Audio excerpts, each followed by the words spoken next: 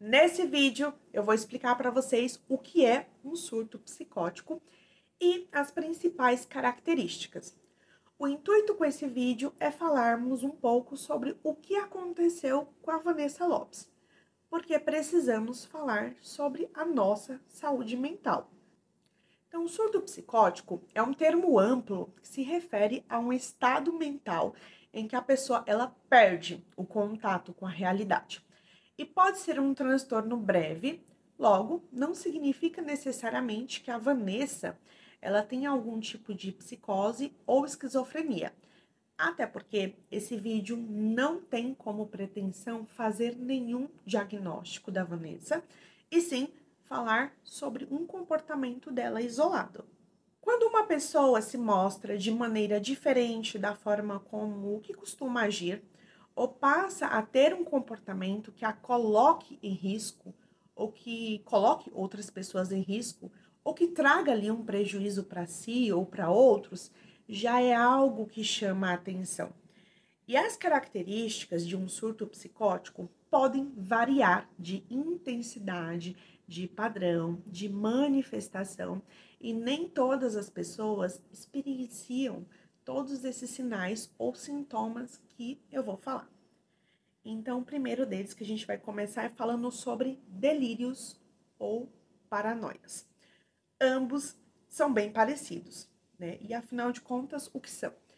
São crenças irreais e, por vezes, irracionais, dado o contexto. No delírio ou na paranoia, né? A ideia que uma pessoa tem, ela se sustenta mesmo quando há evidências no ambiente externo que não fazem ali, que essa ideia não faz o menor sentido, né? E essa ideia também se sustenta mesmo que as pessoas ao redor convençam essa pessoa do contrário.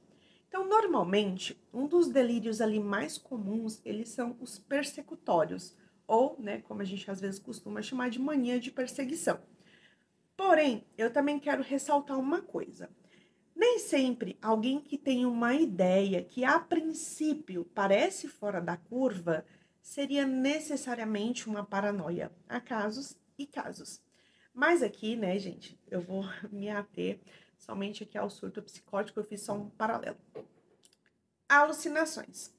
São percepções sensoriais que também distorcem a realidade, o que podem incluir ouvir vozes que não existem, ver coisas que não estão lá, sentir sensações táteis que também são inexistentes, sentir cheiros que ninguém mais sente.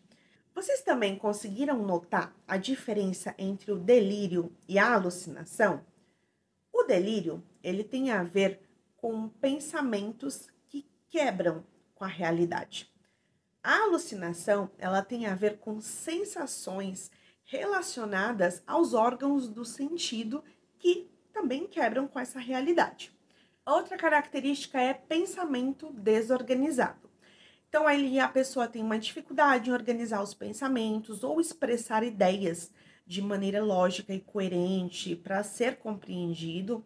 E vejam aqui também que um está atrelado ao outro, uma característica está atrelada ao outro, né? Então, é aquela famosa frase, né? Abre aspas, o exterior revela muito do nosso interior, fecha aspas. Então, se o pensamento está desorganizado, logo as ideias verbais também o estarão. E aí, portanto, será um discurso incoerente e desconexo. Em consequência, né, leva, né, a comportamentos que também serão desorganizados e desajustados, né? E eu vou falar já um pouco mais sobre essa próxima característica que já vem agora, que é justamente comportamento desorganizado.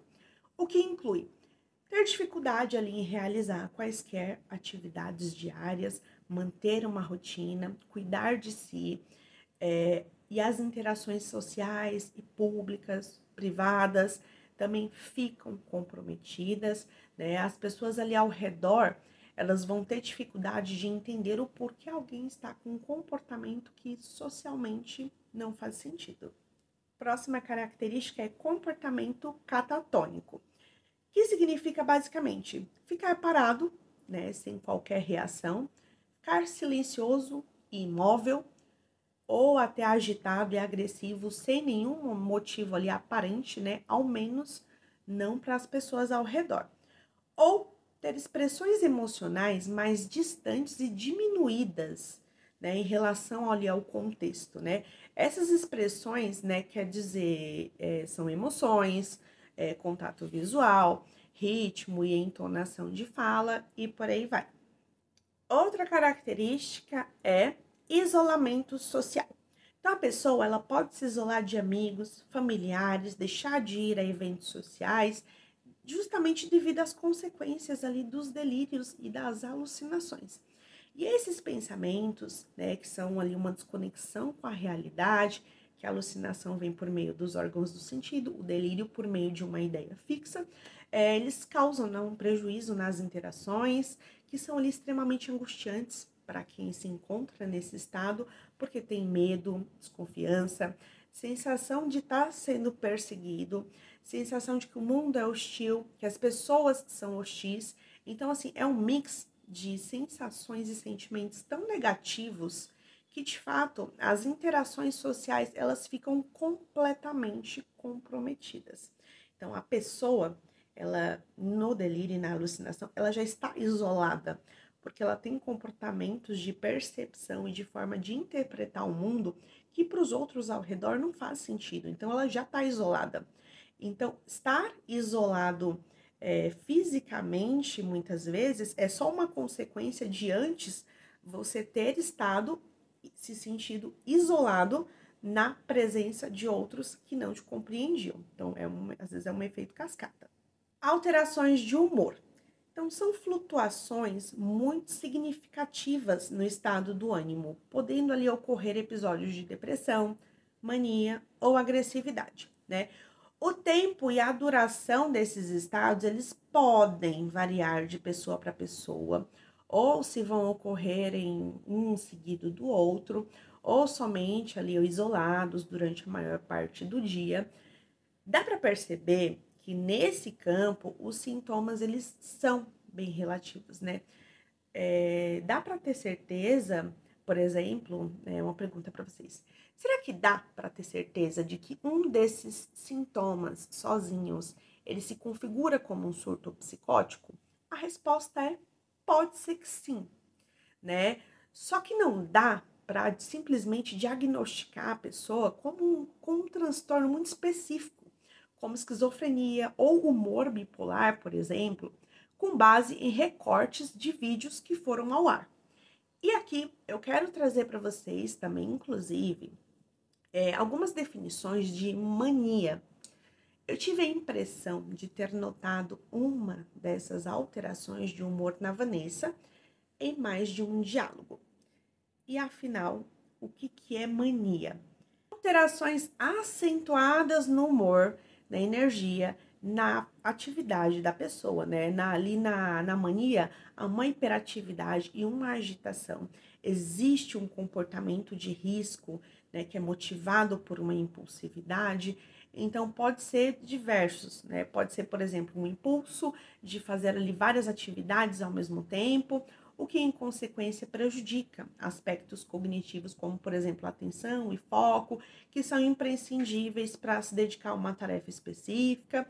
Então, existe também uma rápida distração ali por estímulos externos, existe uma participação em atividades de alto risco, então é uma pessoa que está mais inclinada pelo estágio da mania, e essas atividades de alto risco podem incluir gastos excessivos, comportamento sexual impulsivo, abuso de substâncias. Outra característica que está ligada às outras são pensamentos rápidos, pensamentos acelerados, né? Que ali a pessoa vai de uma ideia a outra rapidamente, sem que haja ali uma correlação entre si, ou sem que se foque exatamente em o mesmo tema ininterrupto. Então, a fala também é rápida, é difícil de compreender, é difícil também de interromper essa pessoa. No estágio de mania, as pessoas costumam ter uma autoestima elevada, que vem acompanhada de uma sensação de grandiosidade e onipotência. E eu trouxe mais especificamente essa questão da mania para vocês, porque eu senti que ela veio um pouco acompanhada. Não é um diagnóstico, mas eu senti que veio junto com o surto psicótico. E assim, gente, vale ressaltar que na psiquiatria, na psicologia, as coisas não são fechadas, não é matemática, 1 mais 1 é 2.